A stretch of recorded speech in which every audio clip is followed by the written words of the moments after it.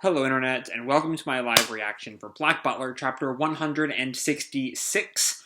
When we last left our heroes, we finally got out of the flashback.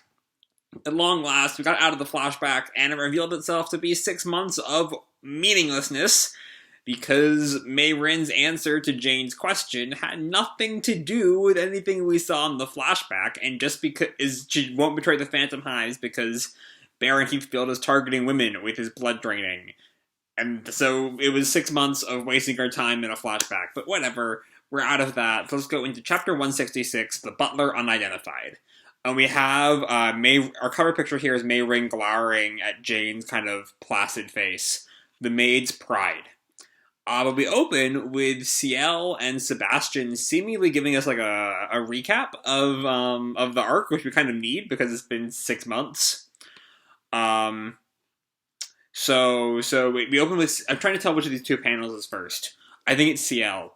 My brother, who has framed me, hasn't completely overcome death. I think he's still one of the Undertaker's reanimated corpses, just a new and improved version. And Sebastian responds, most likely. Those corpses require immense quantities of blood to continue to function.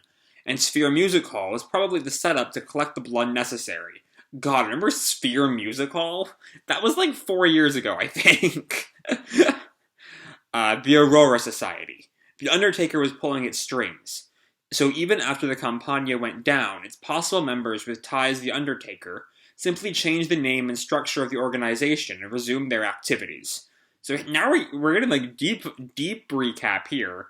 Baron Heathfield's Manor in North Yorkshire, a sanatorium for ex-servicemen in Wiltshire, a newly established orphanage in Norfolk, a new resort hotel in Brighton. These four raise my suspicions the most. You will work in pairs for each of these missions.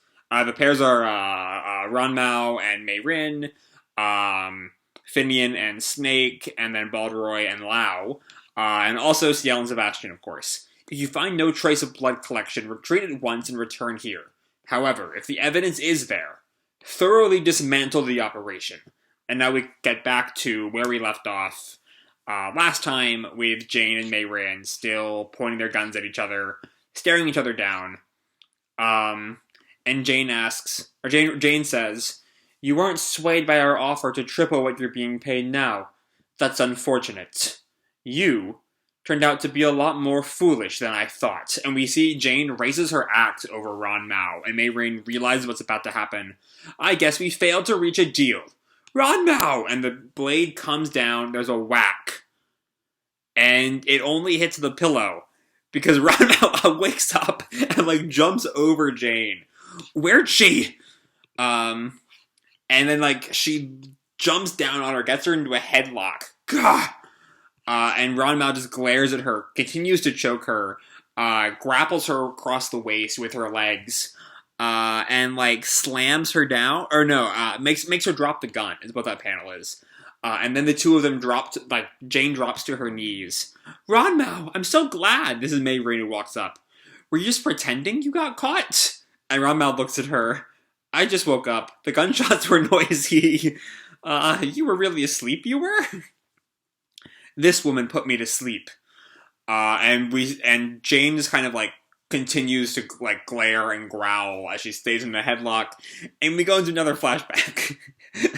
Another fucking flashback, Yana, of Ran-Mao entering Baron Heathfield's bedroom.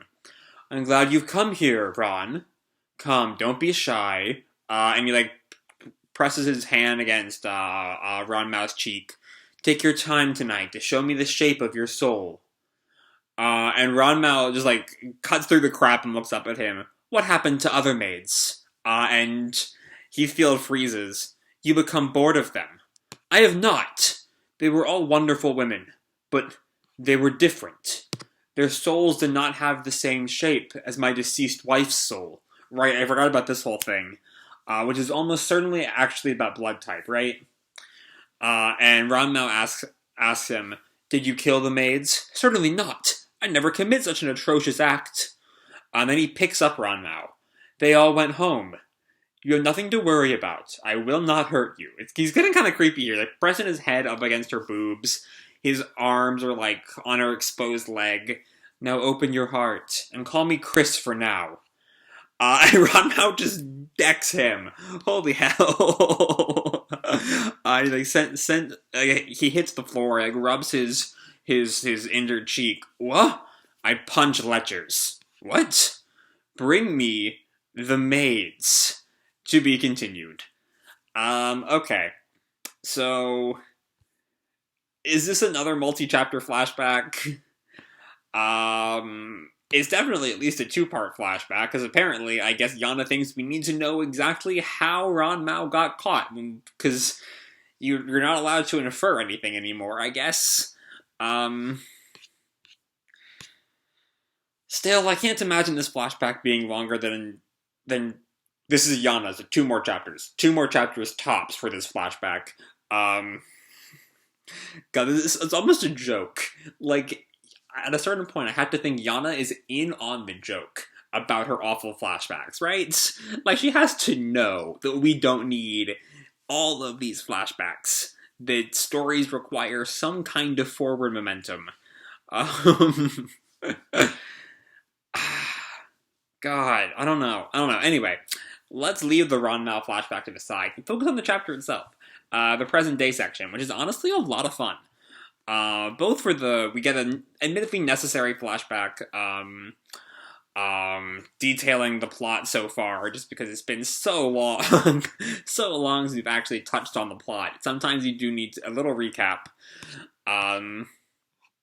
But also, like, I will say that because of that, and because of the Ran-Mao flashback, I think we only get, like, 5 or 6 pages of actual story, which admittedly is 5 or 6 pages more of actual story than we've gotten for the past 6 months, so our expectations are just really low sometimes.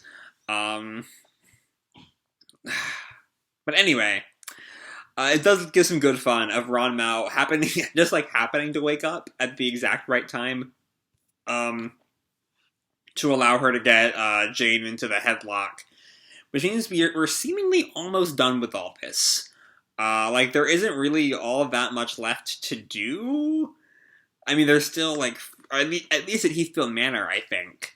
I mean, there's still, like, Jane's pretty much down for the count, I reckon. Or maybe not.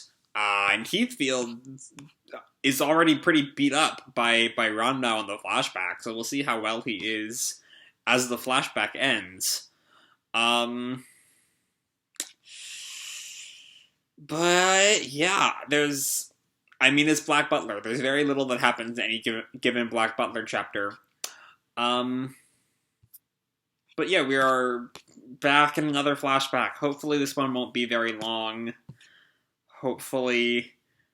So yeah, that's all I gotta say for this video. Hope y'all enjoyed the chapter and the video itself. If you did, feel free to drop me a like or subscribe or, do whatever makes you happy, And remember, your life is your own, okay? Bye!